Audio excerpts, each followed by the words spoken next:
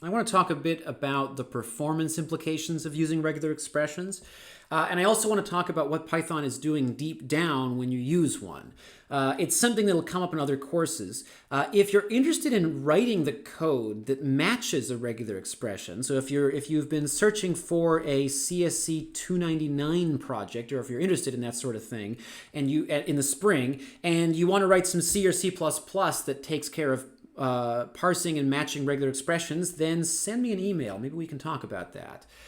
So there are two ways to think about matching regular expressions. The first one is I just give you two strings. I say, here's a pattern in a string, and here is a string to match against. Yes or no, does it match?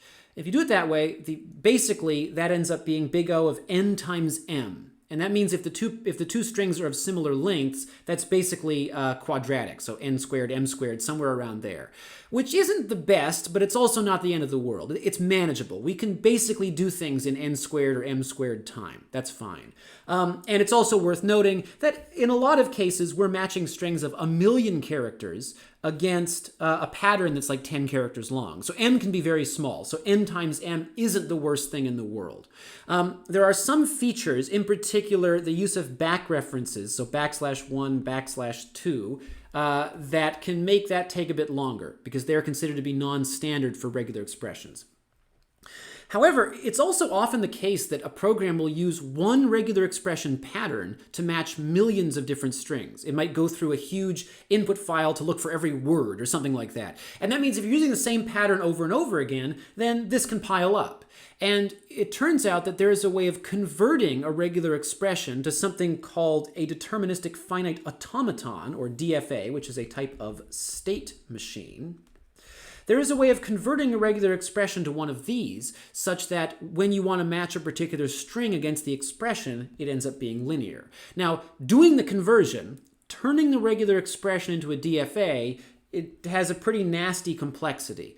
But that might be an investment that's worth making if you're going to use the expression over and over again. So for example, compilers often use regular expressions to do as part of their parsing. And you use compilers all the time. And it would make sense to, inside of a compiler, to convert the regular expressions they use to DFAs when the compiler is made, because that makes the compiler faster in practice. It's using these regular expressions millions of times.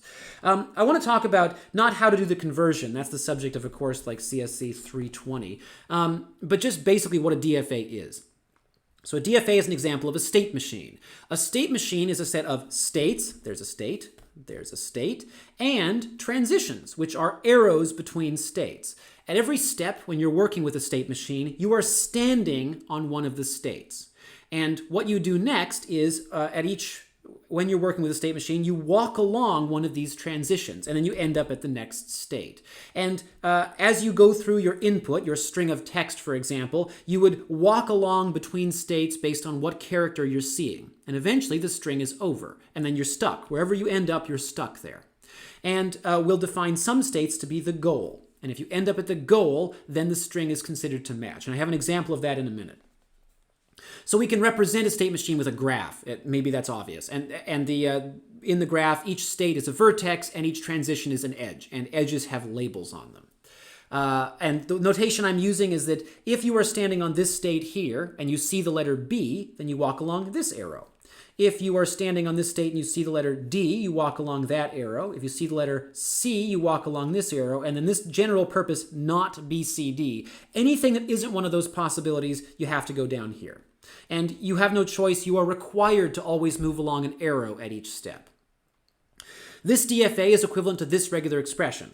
0 or more A's, 1 or more B, a C or not, and then the letter D. And to match, any string that matches this expression must end in the letter D. It has to begin with either an A or a B, because there could be 0 A's at the beginning. Here's a regular expression that goes with 0 or more A's, and then either 1 or more B, or the letter X followed by 0 or more Y's. So this is an example of one that has two different goal states. There could be as many goal states. In fact, every state could be a goal state for all we know. The important thing is there should be at least one state labeled as the goal. So to decide, once you have this representation, and creating it isn't necessarily easy, once you have it, to decide whether a string matches or doesn't, what you do is you take the string, there it is, and you start standing on the start state.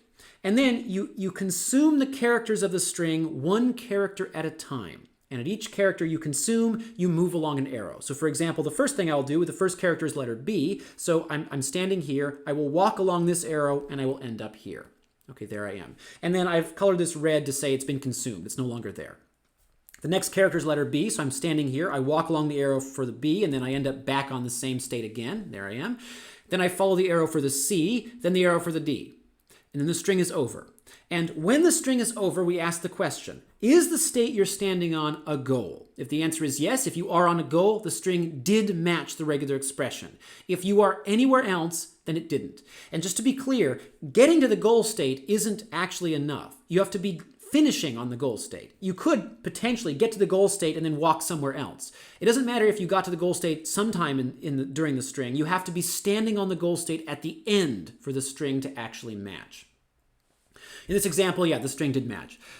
Here's another example, the string BB. So I start at the start state, I walk along with the arrow for B, I walk along again with the arrow for B, and then that's the end of the string.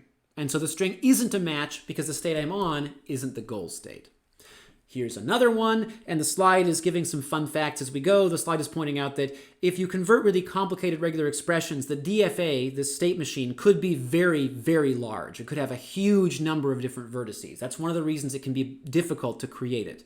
Okay, so I start at the start state. I walk along for the letter A. That takes me back to where I started. Then again for the letter A. Then for the letter B. And then I see the letter A. Oh, and that takes me down here.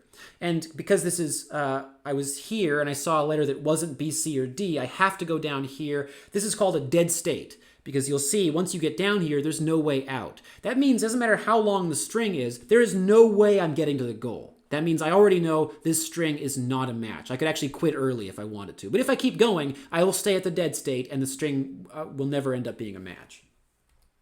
So how does this factor into Python? You don't need to worry about how to create DFAs or how to use them in 265, but why did I bring it up at all?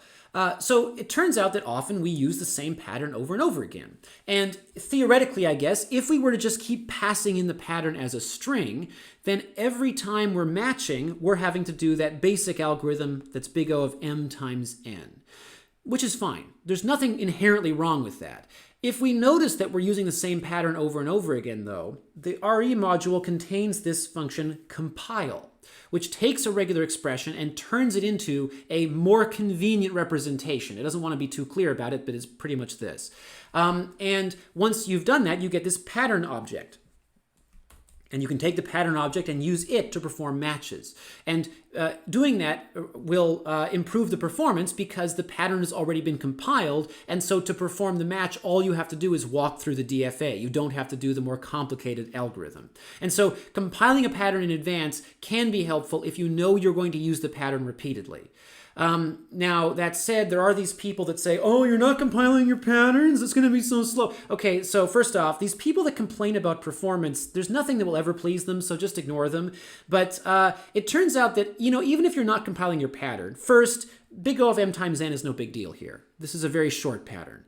And also, it turns out if you use the same string patterns over and over again, Python will keep a small cache of those patterns and it will compile them for you. You won't guarantee it. So compiling yourself is still a good idea if you know that you're using the pattern repeatedly. But if you use the same pattern twice in a row, then Python will probably keep a cached copy of it on hand. So it's probably not going to be a big performance issue. On the other hand, if your program is using hundreds of different regular expressions and they're not being used consecutively, then compiling them all in advance can be helpful to avoid repeating that step of having to turn the expression into a DFA or using a slower algorithm to do it. And so in general, yeah, if you're going to use a pattern over and over again, then maybe it is a good idea to compile it.